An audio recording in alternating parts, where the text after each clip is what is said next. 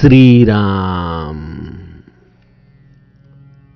आपल्या सर्वांच्या हृदयस्थ वसणाऱ्या आत्मारामास साष्टांग प्रणिपात करून गोस्वामी तुलसीदास रचित श्री रामचरित मानस या ग्रंथातील जो सप्तम सोपान उत्तरकांड याचं आपण चिंतन करत आहोत. सज्जन हो, हे आपलाच कथा चिंतन क्रमांक 1202. आपण गेल्या चिंतन प्रवाहामध्ये प्रभू रामचंद्रांच्या कृपेचा नेमका अर्थ तो काय, भगवंत कृपा करतो त्या कृपेचे असलेले वेगवेगळे प्रकार ते कसे असतात आणि भगवंताची सर्वोत्तम कृपा ती कुठली, या सर्व प्रश्नांचं उत्तर शोधत होतो. सज्जनो, आपल्या अहमपणाचं, आपल्या मीपणाचं विसर्जन होणं हेच भगवंताची आपल्या जीवनातली सर्वोत्तम कृपा आहे. या मीपणामुळे आम्हाला सर्व दुःखांना सामोरं जावं लागतं. हे मीपणच आमच्या जन्ममृत्यूचं कारण ठरत असतं. त्यामुळे भगवंताने आम्हाला या आमच्या भ्रामक मीपणातून बाहेर काढणं, यापेक्षा वेगळी ती त्याची कृपा कुठली. अशा या मीपणाच्या विसर्जन प्रक्रियेमध्ये भगवंत अनेकदा ज्याप्रमाणे आई लहान मुलाच्या हातावरती असलेला फोड फोडताना त्याच्या कल्याणासाठी म्हणून निर्दयता देखील दाखवते, त्याप्रमाणे भगवंत देखील आमच्या मनाविरुद्ध कधी कधी आपल्या आयुष्यात घटना आणतो, परंतु या सगळ्यामधून त्याला केवळ आमचं कल्याण साधायचं असतं. गरज आहे शरणागत होण्याची. लौकिक अर्थाने जसा डॉक्टरने दिलेला ॲनेस्थेशिया घेऊन रुग्ण हा डॉक्टरला सर्व प्रक्रिया करू देतो, त्याप्रमाणे आपण त्याच्या भजनरूपी ॲनेस्थेशियाला धारण करून तो जसं ठेवत आहे, तो जसं वागवत आहे, कुठलीही तक्रार न करता सहन करणं, याचं नाव शरणागती आहे. तिनी रघुपती निज दास कर, हर ही मान हित लागी, तुलसीदास ऐसे प्रभु ही कसन भजहू भ्रम त्यागे. अशा प्रभू रामचंद्रांचं भजन तू का बरं करत नाही रे जीवा, असा तुलसीदास आम्हा सर्वांना प्रश्न विचारतात. आणि तत्पश्चात काकभूषुंडी आपल्या जीवनातील हा मोहरूपी असलेला प्रसंग गरुडजींना सांगू लागतात. राम कृपापनी जड़ताई, कहूँ खगेश सुनहूँ मन लाई, जब जब राम मनुज तनु धरही, भक्त हे तुलीला बहु करही, तब तब अवधपुरी मैं जाऊं, बालचरित बिलो की हर्षाऊं, जन्म महोत्सव देखूं जाई, बरस 5 तह रहूं लो भाई, इष्ट देव मम बालक रामा, शोभा बपुष कोटि सतकामा, निज प्रभु बदन निहारी निहारी, लोचन सुफल करऊं उरगारी, लघु बायस बपू धरि हरि संगा, देखहूँ बाल चरित बहुरंगा,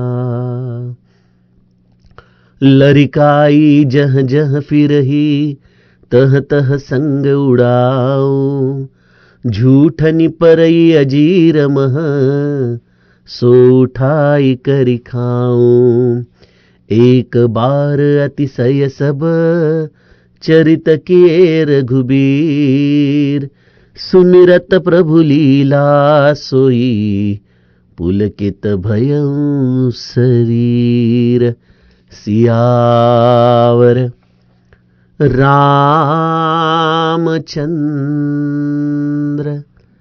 प्रिय हो.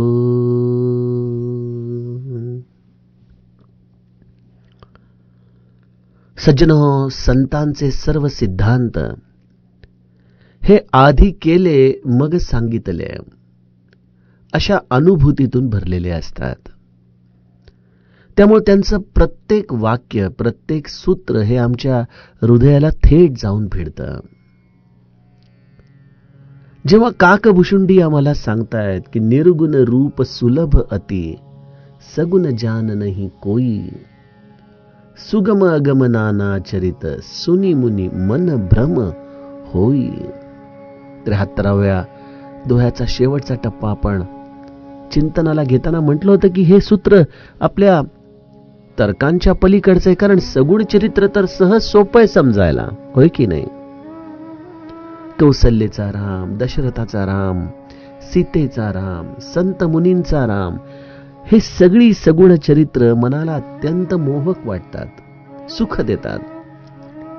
या उलट भगवंताचं निर्गुण निराकाराचं चिंतन करायला गेलो की ते समजायला मात्र आम्हाला अत्यंत अवघड जातं.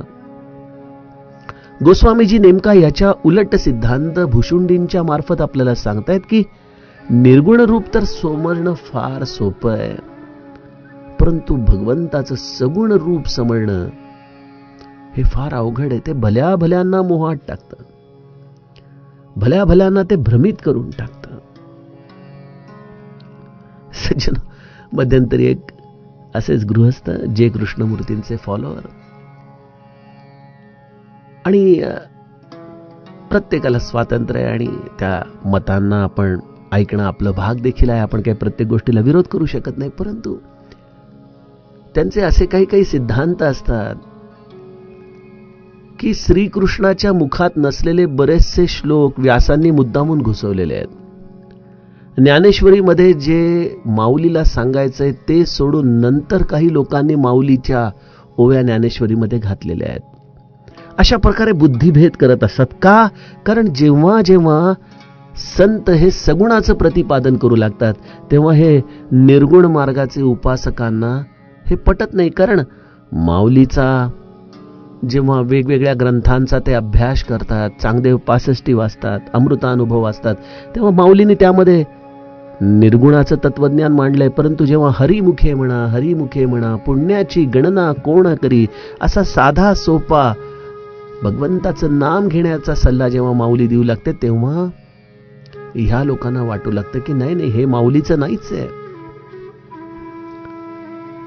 एकदा तर ते सहज म्हणाले की ज्ञानेश्वरीतला 11वा अध्याय हा पूर्णपणे कल्पनाविलास आहे.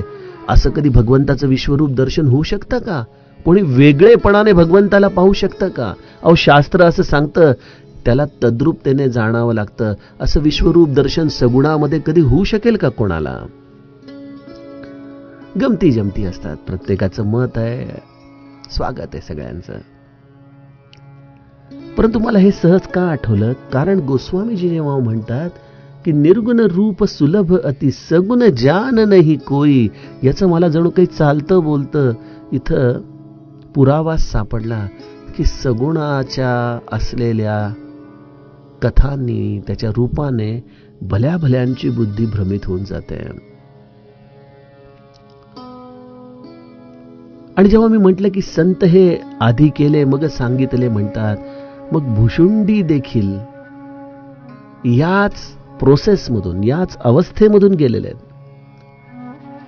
ज्यांचं प्रभू रामचंद्रांच्या चरणी अत्यंतिक प्रेम आहे, परंतु अशा प्रभू रामचंद्रांच्या सगुण रूपाने भुशुंडींना देखील भ्रमित करून टाकलाय.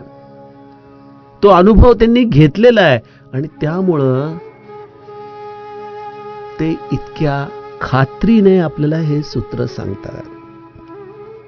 आणि त्यांनी गरुडजींना तर आधीच सांगितलंय की ताते नाही कछु तुमही दुराव, परम रहस्य मनोहर गाव. मी तुझ्यापासून काहीच लपवणार नाही, कारण की तू रामाचा कृपापात्र आहेस. मी तुझ्यापासून काहीच लपवणार नाही. आणि मग संत हा जेव्हा असा सहज संवाद करू लागतात, तेव्हा किती त्यामधून गोड रहस्य आपल्यापर्यंत पोहोचतात.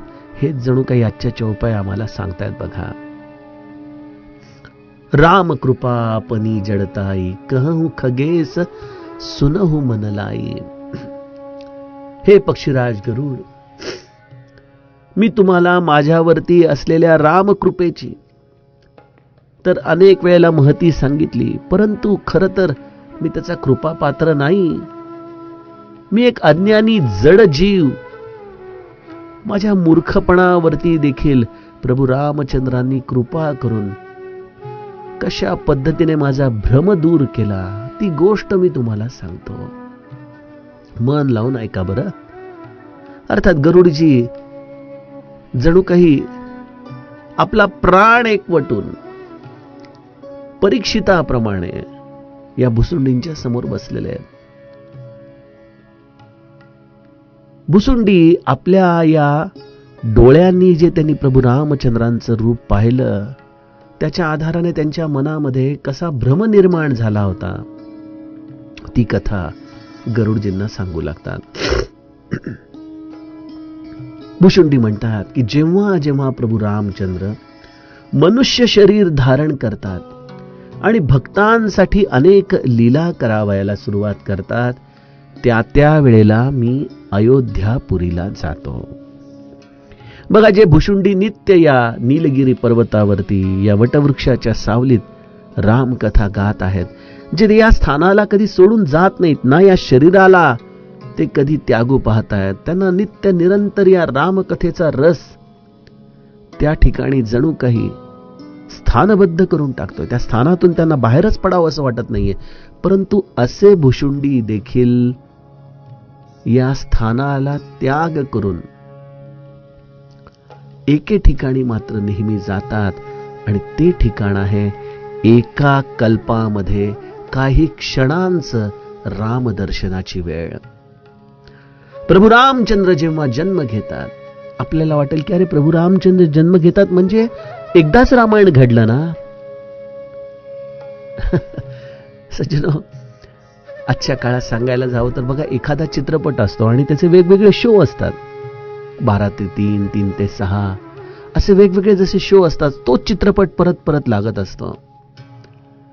प्रभू रामचंद्रांचा देखील चित्रपट दर त्रेतायुगामध्ये लागतो बघा. परंतु गंमत अशी आहे की प्रत्येक त्रेतायुगामध्ये कथानक हे प्रभू रामचंद्र आपल्या इच्छेने लिहितात.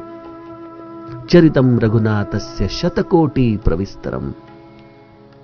अशा अनंत कोटी पसरलेल्या या चरित्राच्या आधाराने प्रभू रामचंद्र अयोध्येमध्ये जन्म घेऊन आपलं हे लीला नाट्य रचत असतात. आणि त्यामुळं प्रत्येक संताला जो राम भावला त्याप्रमाणे त्याने त्याचं रामचरित्र गायलेलं आहे. इथं कोण खोटं कोण खरं हा प्रश्नच नाही, कारण रामाने त्याला तशी जी बुद्धी दिली, त्याला जे तसं दर्शन दिलं, त्याप्रमाणे राम त्यांच्या हृदयामध्ये वास करून हे चरित्र लिहून काढतोय. असे प्रभू रामचंद्र दर त्रेतायुगामध्ये जन्म घेतात आणि मग या रामकथेचा जो नित्य हव्यास भुसुंडी करतायत, त्यामधून जे हे विलक्षण नवनीत त्यांच्या हृदयामध्ये साठलेलं आहे. काय आहे रामकथेचं नवनीत? सगुण रूपाच्या दर्शनाची अत्यंत उत्कट इच्छा हे रामदर्शनाचं नवनीत आहे. बघा, महादेवाने देखील अगस्ती मुनींच्या आश्रमामध्ये कथा ऐकली, कैलासाकडे निघालेत आणि तिथं भूलोकावरती प्रभू रामचंद्रांची लीला ते डोळे भरून पाहतायत, मनात विचार करतायत की काही क्षण तरी आपण जावं, भगवंतासमोर जाऊन उभं राहावं. सज्जनो, प्रत्येक संत ज्याने ज्याने ही रामकथा मनापासून ऐकली गायली, त्याच्या हृदयामधलं हे अंतिम फलश्रुतीचं स्थान आहे की त्याच्या सगुण दर्शनाचं प्रेम, त्या सगुण दर्शनाची अत्यंत मनापासून इच्छा. समर्थ देखील रामकथा गातायत आणि शेवटी एकच म्हणतात, तुझं विण शिण होतो, धाव रे धाव आता रामा, धाव धाव. कुठं दर्शन होईल रामा तुझं? आणि भुसुंडींना प्रभू रामचंद्रांच्या या समस्त आयुष्यामध्ये केवळ काही क्षण त्यांचं दर्शन घ्यायचंय एका विशिष्ट प्रभू रामचंद्रांच्या अवस्थेचं, आणि ते म्हणजे प्रभू रामचंद्रांच्या बाललीलेचं. ही वार्ता जेव्हा जेव्हा भुशुंडींच्या अंतःकरणामध्ये येते की अरे सत्ययुग संपलेलं आहे, त्रेतायुग सुरू झालेलं आहे आणि अयोध्येमध्ये आता प्रभू रामचंद्रांच्या प्रागट्याचे निनाद वाजू लागलेले आहेत, त्यावेळेला भुशुंडींच्या मनाची अवस्था देखील डोळे मिटून सजल नेत्रांनी त्यांना वारंवार अयोध्येकडे आकृष्ट करत असते. त्यांच्या अंतःकरणातला भाव जणू काही हे चित्रपट गीतच आम्हाला सांगून जातं. वो जब याद आए, बहुत याद आए, वो जब याद आए, बहुत याद आए, गमे जिंदगी के अंधेरे में हमने चरागे मोहब्बत जलाए बुझाए, वो जब याद आए, बहुत याद आए.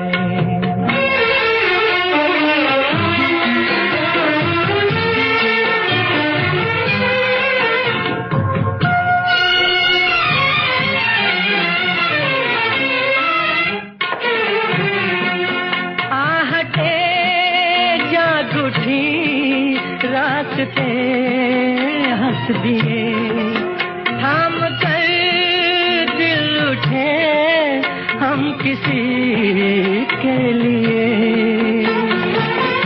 कई बार ऐसा भी धोखा हुआ है, चले आ रहे हैं वो नजरें झुकाए, वो जब याद आए, बहुत याद आए, वो जब याद आए, बहुत याद आए, हमें जिंदगी के अंधेरे में हमने चरागे मुहब्बत जलाए बुझाए,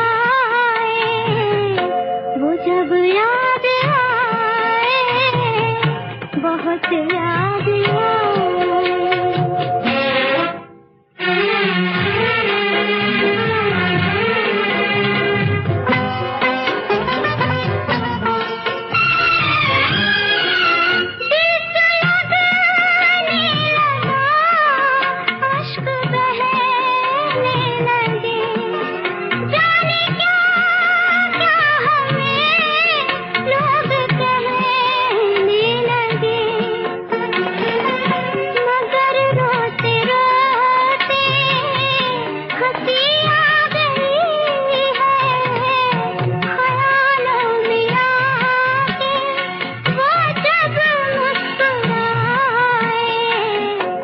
जब याद आए, बहुत याद आए.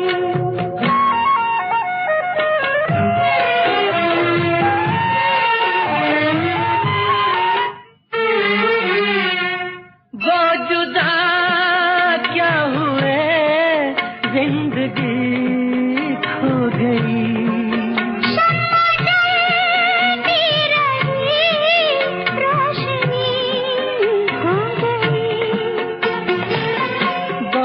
कोशिशें की मगर दिल न बहला, कई साज छेड़े कई गीत गाए, वो जब याद आए, बहुत याद आए, वो जब याद आए, बहुत याद आए. एक चित्रपट गीत असू दे, परंतु त्यामधून व्यक्त होणारा भाव या भुशुंडींच्या हृदयापेक्षा काही वेगळा आहे का हो?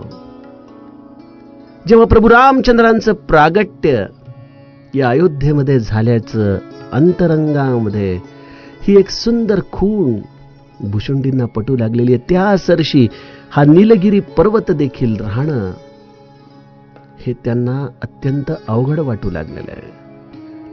कधी एकदा हे स्थान सोडतोय आणि अयोध्येमध्ये जातोय, कधी त्या प्रभू रामचंद्रांचं ते स्मित हास्य पाहतोय, कधी त्यांचे ते सुंदर कुरळे केस, कधी ते त्यांचे सुंदर कमळासारखे डोळे. अंगणामध्ये खेळत असताना आपण जेव्हा त्यांच्या जवळ जाण्याचा प्रयत्न करतो तेव्हा हसताना दिसणारे त्याचे ते दोन सुंदर सुंदर दात, त्याचं ते पिवळं सुंदर वस्त्र, त्याच्या मागे धावणारी त्याची आई कौसल्या, त्यांच्या पायामधले वाजणारे हे सुंदर नुपूर, हे भगवंताच्या दर्शनाच्या अनंत युगांमध्ये घेतलेल्या स्मृती जणू काही भुशुंडींच्या हृदयामध्ये येत आहेत. आणि त्यामुळे या चित्रपट गीताच्या आधाराने तोच भाव त्यांच्या मनामध्ये निर्माण होतोय की वो जब याद आए बहुत याद आए. बस आता या भगवंताचं दर्शन मला हवंय. आणि त्यासाठी भुशुंडी म्हणतात, जन्म महोत्सव देखूं जाई, बरश पाच तह रही लो भाई. प्रत्येक कल्पामध्ये केवळ 5 वर्ष मी निलगिरी पर्वत सोडतो. या 5 वर्षामध्ये अयोध्येमध्ये राहून दररोज प्रभू रामचंद्रांचं दर्शन घेणं, त्यांच्या बाळलीला पाहणं, त्यामध्ये आकर्षित होऊन त्यांच्या या महालामधल्या एखाद्या झाडावरती बसून राहणं, वेळ प्रसंग पाहून प्रभू रामचंद्रांच्या जवळ जाणं, ते आपल्याला धरायला आलेले पाहताच पटकन उडून जाणं, त्यातून प्रभू रामचंद्रांच्या चेहऱ्यावर प्रगटणारे स्मित हास्याचे, खळखळून हास्याचे, कधी रडण्याचे भाव टिपणं, हीच सगळी भुशुंडींची साधना होती. सज्जनो, हे सगळे अंतरंगाच्या खुणा आहेत. या कुठल्या शास्त्रामध्ये शोधायला गेलं तर सापडणार नाही. पूज्य भाऊसाहेबांना विचारायचं ना की भाऊसाहेब, आपली साधना काय, काय करता आपण? म्हणाले, काय साधना करणार? मधून मधून स्वारीची खूप आठवण होते. मग काठी टेकत टेकत उठायचं आणि सिंहासनावरती बसलेल्या श्री महाराजांना डोळे भरून पाहायचं, आपल्या हृदयामध्ये साठवून घ्यायचं आणि त्या रूपाचं स्मरण करत पुन्हा आपल्या आसनावरती येऊन बसायचं. बस एवढी साधना. सज्जनो, भगवंत निर्गुण निराकार आहे, ठीक आहे, परंतु तोच निर्गुण निराकार परमात्मा सगुण साकार रूपाने जेव्हा येतो आणि जर तुमच्या पूर्व पुण्याईने तुम्हाला त्याचा सहवास मिळाला आणि त्याच्या कृपा प्रसादाने जर तुम्हाला त्या सगुणाचं प्रेम लागलं तर तुमच्या इतकं भाग्य दुसरं कोणाचं नाहीच, कोणाचंच नाही.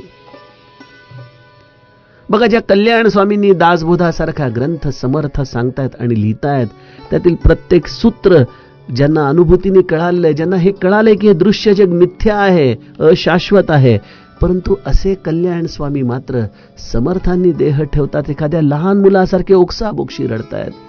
त्यांच्या समाधीच्या जवळ जाऊन त्यांना पृच्छा करतायत, का मला सोडून गेला तुम्ही, का मला सोडून गेला? सजनो, प्रेम अशी गोष्ट आहे की ज्याच्या पुढे ज्ञान देखील फिकं पडतं. बघा, अशा या ज्ञानाला देखील त्यावेळेला तिलांजली देऊन त्याच्या सगुण रूपावरती आपलं सर्वस्व समर्पित करणारे कल्याण स्वामी होते, ब्रह्मानंद महाराज होते. भुशुंडी देखील आत्मज्ञानी परंपरेमध्ये अतिशय प्रमुख, जणू काही ज्यांची स्तुती प्रत्यक्ष महादेव गातो, यावरून त्यांचा अधिकार तो काय असेल विचार करा. तरी देखील त्यांनी या सगुणावरती प्रेम केलं. गोस्वामी तुलसीदास हे देखील संस्कृतचे अत्यंत प्रचुर पंडित. केवढं वैविध्य आहे त्यांच्या संस्कृत वाङ्मयामध्ये, परंतु भगवंताच्या या सगुण लीलांचं गायन करण्यासाठी गोस्वामीजींना देखील वाटलं की अरे, आपण ग्राम्य भाषेतच यावं, प्राकृतात यावं, सर्व समावेशक व्हावं. व्यासांनी देखील जेव्हा एवढे सर्व वेद लिहिले, एवढ्या पूर्ण उपनिषदांपासून सर्व गोष्टींचं लिखाण केलं, परंतु ते व्यास देखील अतृप्त राहिले जोपर्यंत त्यांच्याकडून श्रीमद भागवत सारखा ग्रंथ लिहिला गेला नाही. जिथं भगवंताच्या सगुण रूपाचं वर्णन करताना व्यासांचे डोळे पाणावले गेले नाही. सज्जनो, नुसतं अद्वैत, नुसतं ज्ञान, प्रेमाशिवाय जणू काही वाळवंट आहे हो. काय करायचं त्या वाळवंटाचं सौंदर्य पाहून? वाळवंटामध्ये देखील एखादं उमललेलं फूल, एखादं बहरलेला निवडुंग देखील मनाला समाधान देतो. त्याप्रमाणे भगवंताचं हे निर्गुण निराकार रूपाचं चिंतन करत असताना त्याचं एखादं सगुण साकाराची झलक मिळाली की जीव अंतरंगामध्ये अत्यंत तृप्त होतो. आणि अशा या सगुण रूपावरती जर प्रेम करता आलं ना, तर बस कामच झालं, कामच झालं. भुशुंडी त्यामुळं प्रभू रामचंद्रांचा जन्म झाला रे झाला की पहिल्यांदा महादेवाच्या समवेत येत आहेत. अयोध्येचा आनंदोत्सव सगळा साजरा करून घेत आहेत. कदाचित महादेव म्हणत असेल, भुशुंडी मी आता निघालो बरं, कैलासला जातो, पार्वतीला मी सांगून आलो, तो आलोच जाऊन म्हणून. भुशुंडी म्हणत असेल, बाबा महादेवा, माझ्या मागं तर असा काही पाश नाही, तू आता खुशाल कैलासला परत जा, मी मात्र आता 5 वर्ष अयोध्येत राहणार. महादेवजी देखील कदाचित भुसुंडीच्या बद्दल मनात विचार करत असतील की काय सद्भाग्य लेकाचं, 5 वर्ष अयोध्येत राहणार. परंतु महादेवांना देखील माहिती आहे भुसुंडींचं अंतरंगामध्ये हे जे सगुणावरचं भाव समाधीचं, प्रेम समाधीचं जी अवस्था आहे ते महादेव जाणून आहेत. अशा या भुसुंडींनी प्रभू रामचंद्रांचा जन्मोत्सव पाहिला, त्याच्या बाललीला पाहायला सुरुवात केली आणि 5 वर्षापर्यंत ते अयोध्येमध्ये राहिले. इष्टदेव मम बालक रामा, शोभा बपुष कोटी सतकामा, निज प्रभु बदन निहारी निहारी, लोचन सुफल करऊ उरगारी. भुसुंडी या 5 वर्षामध्ये आपली अवस्था काय होती हे गरुडाला सांगतायत की बालकरूप प्रभू रामचंद्र हे माझे इष्टदेव आहेत. बघा, प्रत्येक संताला रामाचं एक वेगवेगळं रूप आवडतं. मी नेहमी तुम्हाला सांगतो की एक राजा राम आहे जो सर्व दागिन्यांनी मढवलेला आहे, रत्नांनी, अलंकारांनी त्याचं सौंदर्य हे अतिशय वृद्धिंगत झालेलं आहे. तो एक राम आहे जो अनेक संतांना आवडतो. जे वैराग्यशील चित्त प्रवृत्तीचे आहेत त्यांना हा वनवासातला राम विशेष प्रिय आहेत. परंतु भुसुंडींसारखे संत हे मला वाटतं चित्त प्रवृत्तीने खरे बालक आहेत, निर्मळ मनाचे आहेत. अशा या निर्मळ मनामुळं त्यांना प्रभू रामचंद्रांचं हे बालरूप विलक्षण आवडतं. बंदऊ बाल रूप सोई रामू, गोस्वामीजींनी बालकांडाची सुरुवात केलेली आहे. बाल रूपातल्या रामाची त्यांनी वंदना केलेली आहे. सज्जनो, बघा, आपल्याकडे देखील लहान मुलाला आपण देवाचं रूप समजतो, कारण की ते निरागस आहे, त्याला अजूनही स्वतःच्या अस्तित्वाची जाणीव नाहीये. इथं प्रत्यक्ष ब्रह्म सगुण साकार झालं आणि त्यातही ते विशेषत्वाने बालक रूपामध्ये परमशुद्ध अवस्थेमध्ये त्याच्या. आणि असं हे विलक्षण लोभस बालरूप भुसुंडींना अत्यंत प्रिय आहे. त्यामुळे त्यांनी त्याला आपला इष्टदेवता करून टाकलेला आहे. भुसुंडी म्हणतात की कसा दिसतो माझा बालरूपातला राम, ज्याच्या शरीरामध्ये अब्जावधी कामदेवांची शोभा आहे. हे गरुडजी, आपल्या या प्रभूंचं मुखकमल पाहत असताना माझ्या डोळ्यांचं जणू काही पारणं फिटत नाही, अशी माझ्या मनाची अवस्था होऊन जाते. किती वेळा पाहू रामाला. मी त्याला जसं पाहीन तसा तो मला प्रिय वाटतो. असं हे प्रभू रामचंद्रांच्या चरणी भुसुंडींचं जे प्रेम आहे. सज्जनो, आज वेळमुळं आपल्याला 1 चौपाई आणि 2 दोहे या प्रसंगामधले चिंतनाला घेता आले नाहीत, परंतु आपण उद्याच्या दोह्याचं गायन करत असताना सुरुवात मात्र या प्रभू रामचंद्रांच्या बालरूपाचं जे दर्शन भुशुंडीने केलेलं आहे ते रूप आपल्या अंतःकरणामध्ये साठवत साठवत करूयात. जानकी जीवन स्मरण. जय जय राम.